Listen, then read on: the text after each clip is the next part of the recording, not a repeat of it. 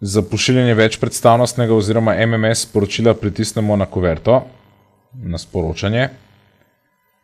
Nato izberemo opcijo Sestavi. Nato izberemo, komu želimo poslati.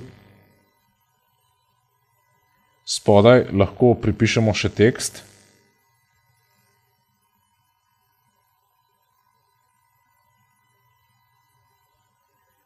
Nato pritisnemo na priponko.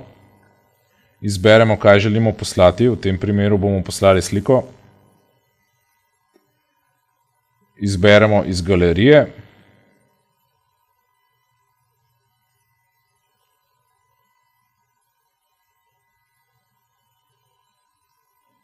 In nato za pošiljanje izberemo opcijo Pošlji.